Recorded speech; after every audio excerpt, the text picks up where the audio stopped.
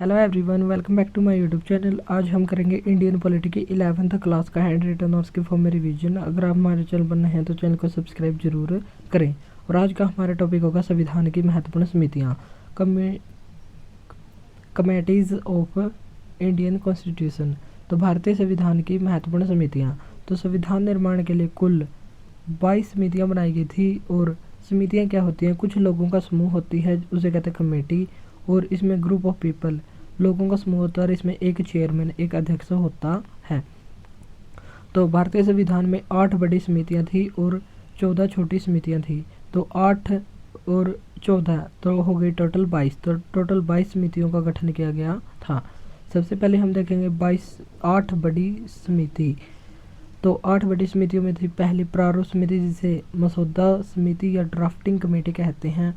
और इसका कार्य था प्रारूप पर विचार और विमर्श करना, यानी कि जो भी प्रारूप या ड्राफ्ट बनाया जाएगा उस पर विचार विमर्श करना इसका मुख्य कार्य था। इसके अध्यक्ष बनाए गए थे डॉक्टर भीमराव अंबेडकर, जिसे फादर ऑफ इंडियन कॉन्स्टिट्यूशन कहते हैं। इसमें कुल 7 सदस्य शामिल थे, एक अध्यक्ष था और 6 अन्य सदस्य थे। एक अध्यक्ष तो डॉक्टर भीमराव अंबेडकर थे और 6 अन्य सदस्य ये थे।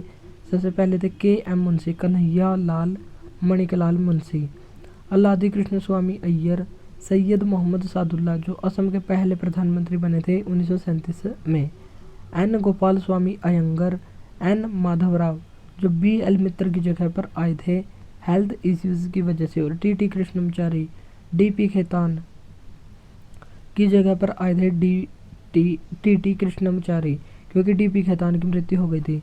तो एक टीका होता है DPT, तो DPT से हम इसको रिलेट कर सकते हैं, जैसे DP खेतान की जगह पर कौन आए? TT कृष्णमाचारी। तो DPT में तो ये T, तो इस T से हम डिनोट या रिलेट कर सकते हैं कि TT कृष्णमाचारी आए। और BL मित्रा की जगह पर आए N माधव राव।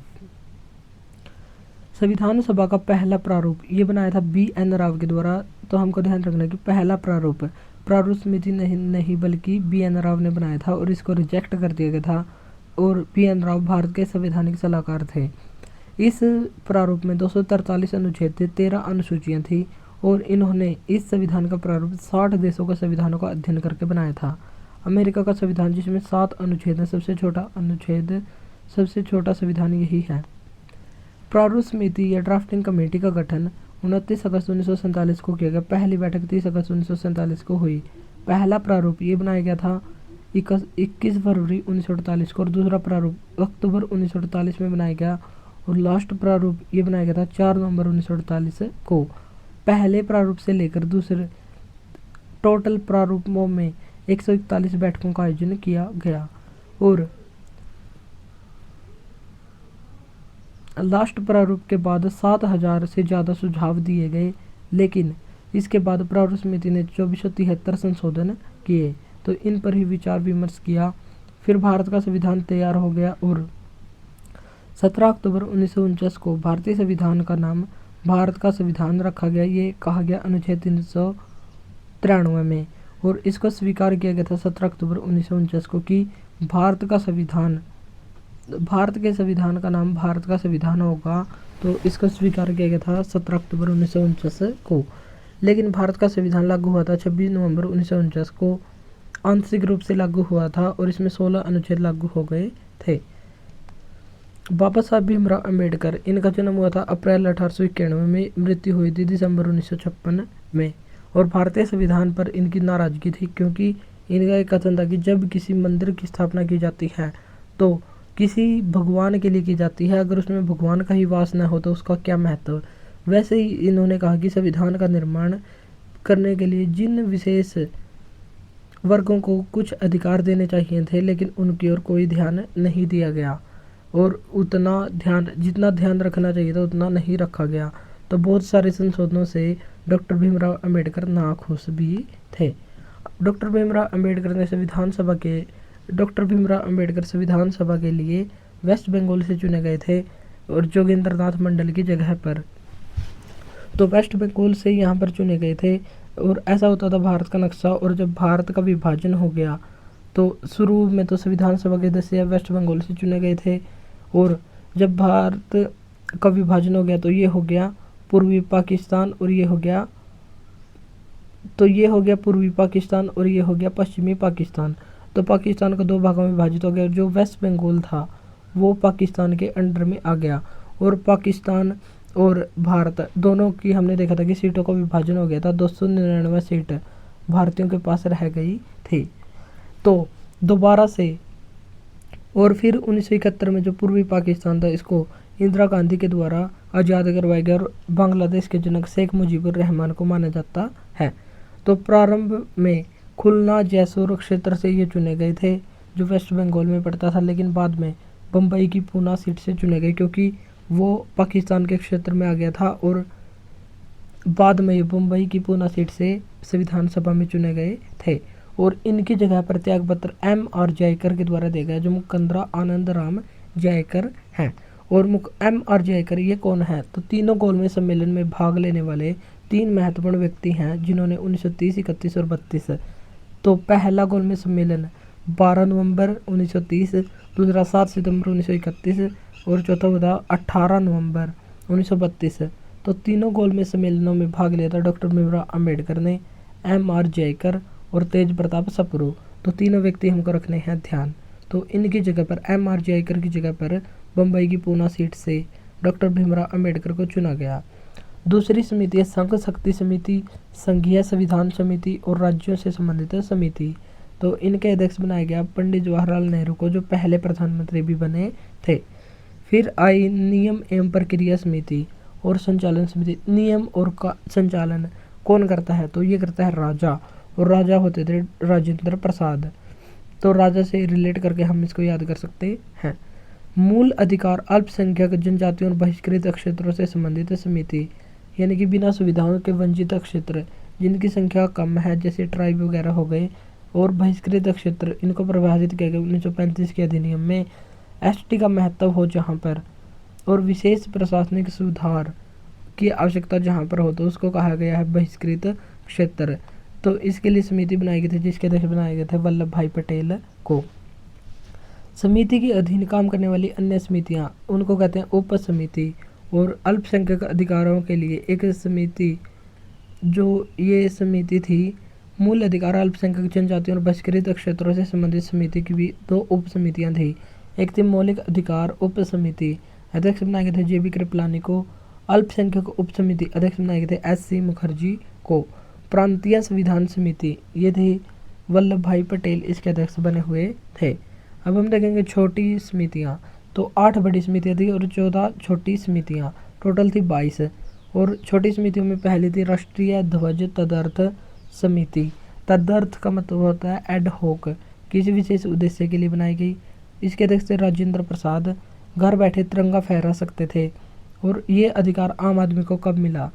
तो ये एक केस है नवीन जिंदल बनाम दिल्ली हाई कोर्ट।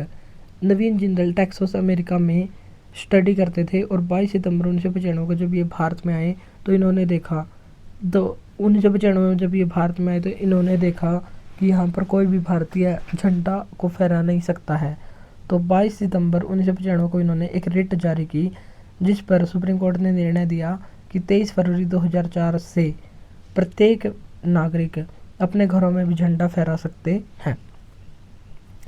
तिरंगा की लंबाई और चौड़ाई का अनुपात यह होता है 3:2। अशोक चक्र में होती है 24 तिलियाँ जो निरंतर चलते रहने का संदेश देती हैं। ध्वज संहिता ये 2002 की है लेकिन प्रभावी हुई थी 26 जनवरी 2002 को। ये तिरंगा कैसे फहराया जाता है इसके नियमों को लेकर ध्वज संहिता में ध्वज को स्वीकार किया गया था 22 जुलाई 1947 को। अगर कोई ध्वज का पालन अच्छे से नहीं करता है तो उसके लिए एक अधिनियम भी बनाया गया है, राष्ट्रीय सम्मान के अपमान की रोकथाम अधिनियम 1971।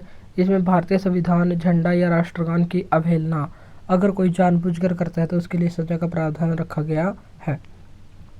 अब हम देख लेते हैं भारतीय झंडे का इतिहास। देश का पहला ध्वज 7 अगस्त 1906 को कोलकाता के पारसी बागान चौक ग्रीन पार्क में फहराया गया था और सिस्टर निवेदिता या भगिनी निवेदिता ने इसको फहराया था जो स्वामी विवेकानंद की शिष्या होती थी।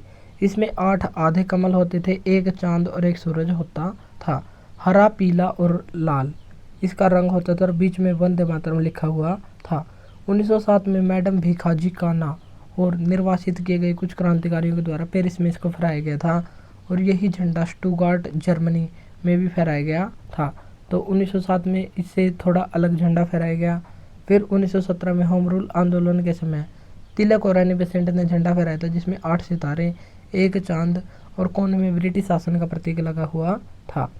फिर 1921 में विजयवाड़ा में अखिल भारतीय कांग्रेस के दौरान आंध्र प्रदेश के पिंगली वेंकैया ने महात्मा गांधी को एक झंडा बनाकर दिया था और इसमें चरखे का सुझाव लाला हंसराज के द्वारा दिया गया था। इसी विशेष यात्रा में गांधी जी ने सिर मुंडवाया और खादी और लंगोटी पहनना यहीं से शुरू किया था। 1931 में राष्ट्रीय ध्वज के रूप में अपनाने पर प्रस्ताव पास किया गया। 1947 में डॉक्टर राजेंद्र प्रसाद की अध्यक्षता में राष्ट्रीय ध्वज में से चरखे को हटाकर अशोक चक्र लगाया था। चरखे को लगाने का प्रयास दिया था लाला हंसराज ने, लेकिन चरखे के स्थान पर अशोक चक्र ये लगाया था राजेंद्र प्रसाद की अध्यक्षता में। राष्ट्रीय ध्वज का डिजाइन ये पिंगली वेंकैया के द्वारा तैयार किया गया था। ध्वजारोहण फ्लैग होस्टिंग ये होती है 15 अगस्त 1947 को लाल किले दिल्ली से प्रधानमंत्री के द्वारा। लेकिन पहली बार जब फ्लैग होस्टिंग की गई थी वो प्रिंसेस पार्क में की गई थी और इस समय झंडा फहराया गया था और शहनाई बजाई थी बिस्मिल्लाह खान ने। और 50वीं वर्षगांठ हुई थी जब स्वतंत्रता दिवस की 1997 में, तब भी बिस्मिल्लाह खान के द्वारा शहनाई बजाई गई थी। और पहली बार ध्वजारोहण ये किया था पंडित जवाहरलाल नेहरू ने। फहराने का प्रस्ताव माउंटबेटन को था, लेकिन वहाँ पर ज़्यादा ही भीड़ हो गई थी, जिसकी वजह से माउंटबेटन दूर ही रहे और पंडित जवाहरलाल नेहरू के द्वारा ध्वजारोहण किया गया। ध्वज फहराना कहलाता है अनफर्लिंग। फ्लैग अनफर्लिंग ये हुआ था 26 जनवरी 1950 को और ये पहला गणतंत्र दिवस मनाया गया था।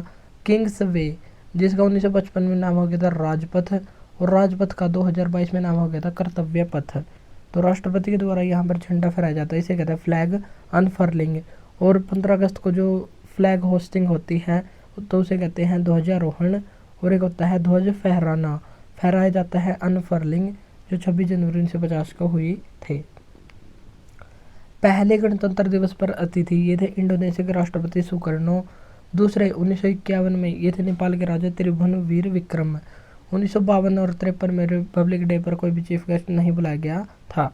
2024 में 75वां गणतंत्र दिवस पर फ्रांस के राष्ट्रपति इमैनुअल मैक्रोन को बुलाया गया था। और 2025 में 76वें गणतंत्र दिवस पर इंडोनेशिया के राष्ट्रपति प्रोबो सुबियांतो को बुलाया गया था।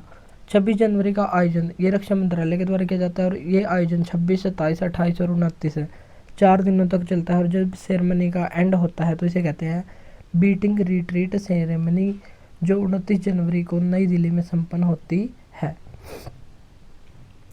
और परेड राष्ट्रपति भवन से लेकर इंडिया गेट तक जाती है। दूसरी है सदन समिति के अध्यक्ष पट्टाभी सीतारामैया वही हैं जिनको हम हिस्ट्री में पढ़ेंगे कि 1939 के त्रिपुरी अधिवेशन में, तो 1938 में होता है हरिपुरा अधिवेशन जिसकी अध्यक्षता की थी सुभाष चंद्र बोस ने। 1939 में दोबारा से अध्यक्ष बनने वाले थे सुभाष चंद्र बोस, लेकिन गांधी जी चाहते थे कि पट्टाभी सीतारामैया अध्यक्ष बने, तो दोनों के बीच चुनाव हुए और चुनाव पट्टाभी सीतारामैया हार गए। लेकिन गांधी जी से विवाद होने की वजह से और सुभाष चंद्र बोस इसमें जीत गए थे, लेकिन जीतने के बावजूद भी गांधी जी से विवाद की वजह से उन्होंने कांग्रेस को ही छोड़ दिया और 1939 में फॉरवर्ड ब्लॉक की स्थापना की। और अंततः जो ये त्रिपुरी अधिवेशन था इसके अध्यक्ष बने थे डॉक्टर राजेंद्र प्रसाद। और पट्टाभी सीतारामैया को सदन समिति का अध्यक्ष बनाया गया था, जिनको सुभाष चंद्र बोस ने 1939 के त्रिपुरी अधिवेशन में हराया था। कार्य संबंधी समिति इसके अध्यक्ष थे के.एम. मुंशी। संविधान सभा के कार्यों पर समिति जी.वी. मावलंकर अध्यक्ष थे। वित्त और कर्मचारी समिति डॉक्टर राजेंद्र प्रसाद अध्यक्ष थे। नागरिकता पर तदर्थ समिति एस वरदाचारी अध्यक्ष थे। सर्वोच्च न्यायालय पर तदर्थ समिति एस वरदाचारी और भाषाई प्रांत आयोग समिति ये थे एस के धर। और इस समिति का गठन किया गया था 17 जून 1948 को। तदर्थ का मतलब होता है किसी विशेष उद्देश्य की प्राप्ति के लिए जो समिति बनाई जाती है उसे कहते हैं तदर्थ या एड होक कमेटी। तो यहाँ पर हमारी महत्वपूर्ण कमेटी होती है कंप्लीट। अगर आपको क्लास अच्छी लगी तो इसको लाइक और शेयर जरूर करें। और जो हमने पढ़ा उनमें से ये क्वेश्चन है सदन समिति के अध्यक्ष कौन होते थे, तो इसका आंसर देना आपको कमेंट बॉक्स में। और इस क्लास की PDF के लिए हमारे व्हाट्सएप नंबर पर कॉन्टैक्ट करें, तो आप इस नंबर पर कॉन्टैक्ट करके इस क्लास की PDF को भी ले सकते हैं। और अगर आपको लिंक चाहिए हो तो टेलीग्राम का लिंक वीडियो के डिस्क्रिप्शन बॉक्स में दिया हुआ है। तो आज के लिए इतना ही, मिलते हैं नेक्स्ट वीडियो में। Thank you.